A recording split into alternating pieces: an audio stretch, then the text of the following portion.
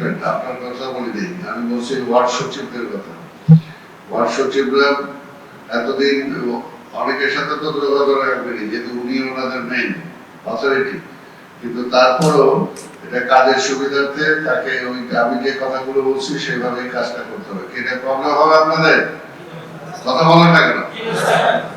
এটা হলো যে আপনাদের প্রবলেম গুলো আপনারা বের করবেন, বের করে আপনারা আমরা আঞ্চলিক নির্বাহী কর্মকর্তাকে জানাবেন, সেই ওয়েতে আপনি উপরে জানাবেন। কথা বুঝতে পারছেন? এবং সেটা আরো আমরা এটা এই জন্য বলা হচ্ছে যে তড়িৎ গতিতে কাজটা হওয়ার জন্য। যদি কনজারভেন্সির কাজটা কনজারভেন্সির ময়লা পড়ে আছে, এটা যদি উনি সরাসরি জানতে পারে তাহলে উনি সরাসরি কাজটা করতে পারবে। সেম লাইটে যেটা আছে সেটাও যদি সরাসরি জানতে পারে তাহলে ওই ভায়া মিলিয়ে যাইতে যেতে এক সপ্তাহ এমনি পার হয়ে যায়। কিন্তু জনগণের সেবাটা জনগণ চায় তাৎক্ষণিক, সবকিছু তাৎক্ষণিক চায়, তাই না? এই যে ভোট দিয়েছে 2 মাস হয়নি, অনেক বলতে কি পাইলাম, কথাটা বুঝছেন?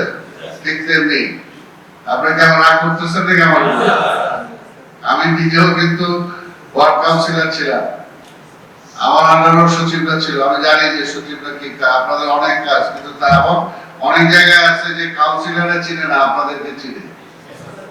এটা অন্যকে যে অন্যায় স্বীকার করবে কিনা জানি না, কিন্তু আমি আমার বাস্তব অভিজ্ঞতা, কারণ আপনাদের বাড়ি বাড়ির সাথে সম্পর্ক থাকে, কি থাকে না আপনাদের?